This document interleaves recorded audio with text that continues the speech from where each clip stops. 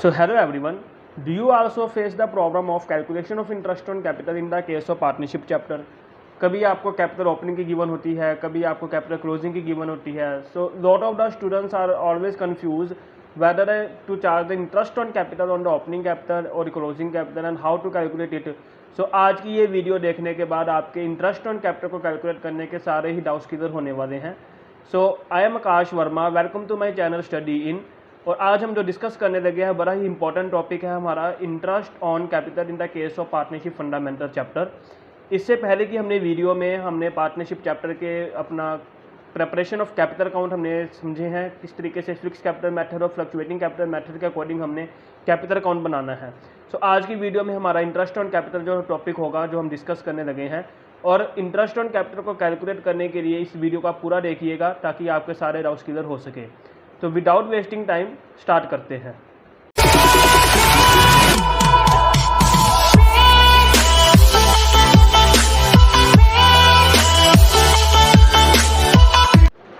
So interest on capital को calculate करने के लिए हमारे पास डिफरेंट 4 केसेस हैं. तो आज इन 4 केसेस को हम डिस्कस करेंगे.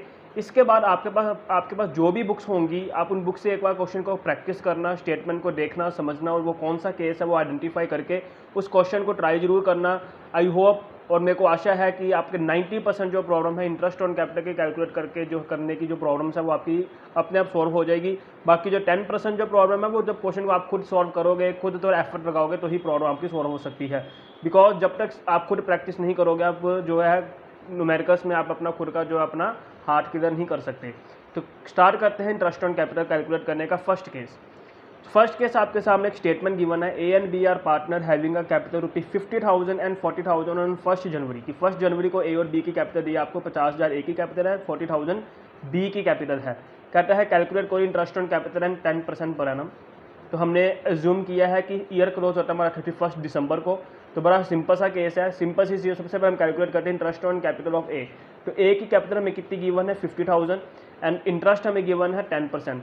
50,000 multiply by 10% it would be 5,000. In the same way the B's interest on capital, the capital of B is 40,000, again rate of percent is 10%. 40,000 multiply by 10% is equal to 4,000. So ये हो गया हमारा first case. I hope कि ये आपको clear है. ठीक है, इसमें कोई ऐसा कोई खास पॉइंट था ही नहीं. सो नेक्स्ट क्वेश्चन स्टार्ट करते हैं हम अपना second case. A and B are partner having a capital ₹1 lakh and 80,000 on 1st January. On 1st July, A further introduced ₹20,000 as additional capital. A ने further अपनी capital contribute की है. उसने further business में capital introduce की है 20,000 की, लेकिन कौन सी डेट को 1 जुलाई को. They both withdraw 600 per month for household purpose. Always remember the amount which are withdrawn for the household purpose, that is called drawing. और इंटरेस्ट ऑन कैपिटल कैलकुलेट करते समय अगर हमें कोई ड्राइंग के अमाउंट गिवन है तो हमने उस ड्राइंग के अमाउंट को इग्नोर करना है. We are not concern with the amount of the drawing in case of for the calculation of interest on capital. तो इंटरेस्ट ऑन कैपिटल कैलकुलेट करना है 10% पर एनम ऑन 31 दिसंबर को. क्वेश्चन को थोड़ा सिंप्लीफाई करने के लिए हम इसको एक टेबल की फॉर्म में लिखते हैं. ठीक है, जैसे आप देख सकते हो ए एंड बी 2 पार्टनर्स हैं.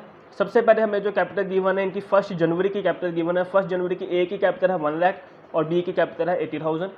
उसके बाद 1 जुलाई की डेट है. 1 जुलाई को ए ने इंट्रोड्यूस किया है 20,000 एज एडिशनल कैपिटल, बी ने कुछ नहीं किया.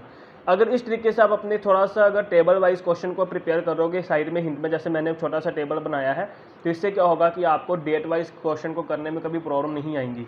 तो इधर से हमें ये क्लियर हो गया. देखो कि ए की 2 अमाउंट है कैपिटल के और बी का एक सिंगल अमाउंट है.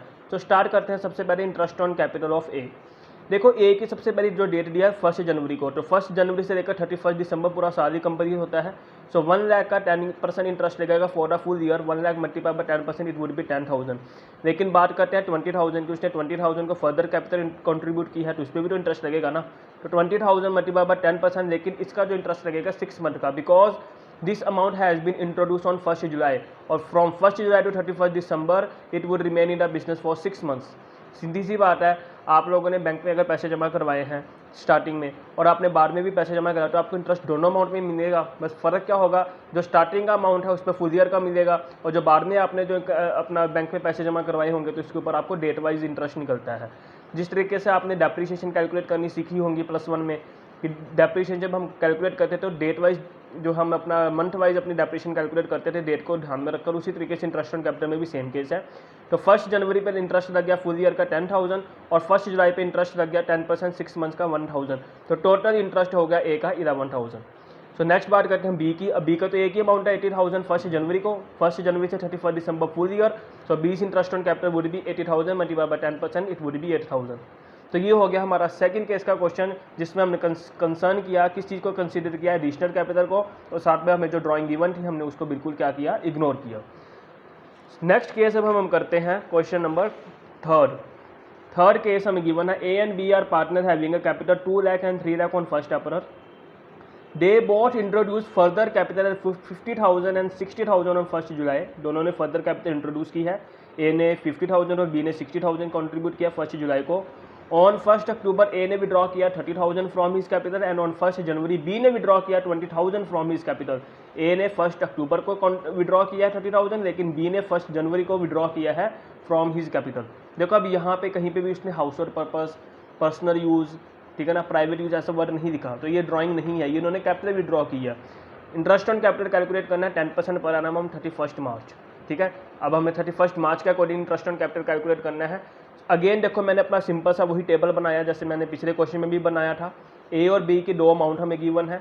ए का जो 1 अप्रैल का हमें सबसे पहले जो दिए है अपना अमाउंट वो है मेरा 1 अप्रैल का ए का 2 लाख एंड बी का 3 लाख, ठीक है। उसके बाद 1 जुलाई को ए और बी दोनों ने कितना कितना कंट्रीब्यूट किया, 50,000 एंड 60,000। तो ये देखिए 1 जुलाई कैपिटल इंट्रोड्यूस 50,000 60,000। फिर 1 अक्टूबर को ए ने विड्रॉ किया 30,000 फ्रॉम हिज कैपिटल। 1 अक्टूबर की डेट डाल के ए ने कितना विड्रॉ किया 30,000, बी ने कुछ नहीं किया। फिर 1 जनवरी को ए ने कुछ नहीं किया, बी ने विड्रॉ किया 20,000 from his capital. I hope ये टेबल आपको समझ लग गया होगा। कुछ नहीं किया, डेट वाइज बार आपने एक समरी सी बना दी हमने, किस किस ने क्या क्या कब कब क्या क्या कंट्रीब्यूट किया और कब विड्रॉ किया, ठीक है। अब हम कैलकुलेट करते हैं इंटरेस्ट ऑन कैपिटल। सबसे पहले ए का, तो जैसे आप देख सकते हैं हमारे पास ए के अब 3 अमाउंट है, तो तीनों अमाउंट पे डेट वाइज इंटरेस्ट निकालिए। जैसे सबसे पहले 2 लाख के ऊपर लगेगा फुल ईयर का interest, because 1 April to 31 March it would be 12 months. 12 months mean full year, तो 2 लाख का 10% होता है 20,000। Then next amount would be on the 50,000 और 50,000 कैपिटल कंट्रीब्यूट किया 1 जुलाई को। From 1 July to 31 March it would be 9 months, जुलाई अगस्त सितंबर अक्टूबर नवंबर दिसंबर जनवरी फेब मार्च। So 50,000 multiplied by 10% multiplied by 9 by 12, it would be 3750. And then amount is the 30,000 on 1st October.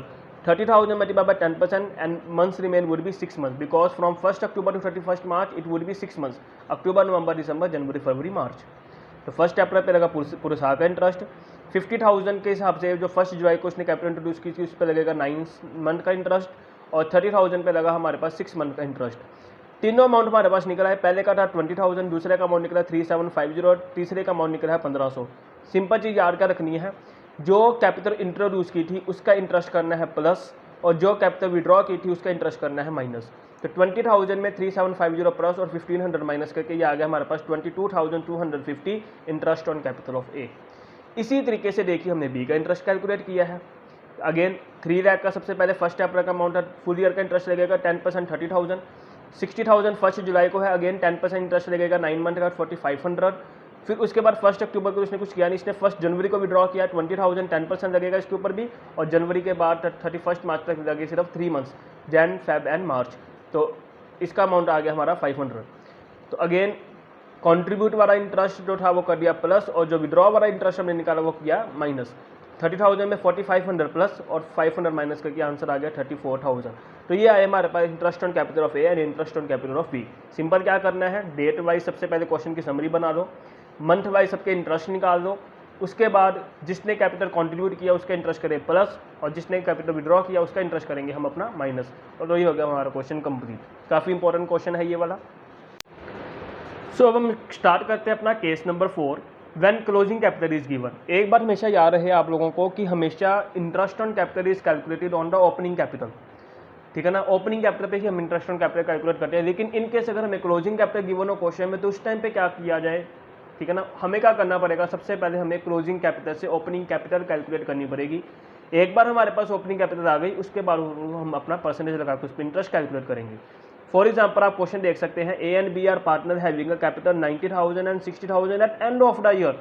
तो ये हमें जो कैपिटल दिया end of the year given है। कई बार आपको एंड ऑफ द ईयर दिया होगा, कई बार आपको 31 मार्च की डेट गिवन होगी, तो 31 मार्च भी हमारा क्लोजिंग डेट ही होती है, ठीक है ना। आप सबसे पहले ये फॉर्मूला याद रख लीजिए अपना क्लोजिंग कैपिटल से ओपनिंग कैपिटल निकालने के लिए। क्लोजिंग कैपिटल में हमने ड्राइंग करनी है प्लस, प्रॉफिट करना है माइनस, जो निकलेगा वो हमारे पास ओपनिंग कैपिटल निकल आएगी, ठीक है।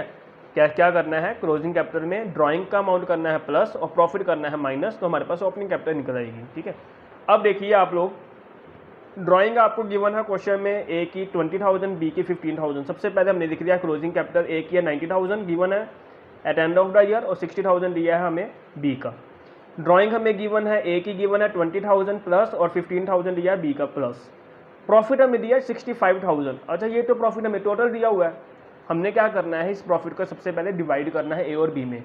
अगर तो आपको प्रॉफिट डिवाइड करना आता है तो वेल गुड, लाइक आपको रेशो गिवन है 9:4, तो आपको इस प्रॉफिट को इस रेशो में डिवाइड करना है। अगर तो आपको प्रॉफिट डिवाइड करना नहीं आता तो बड़े ध्यान से समझिए कि प्रॉफिट को डिवाइड कैसे करते हैं।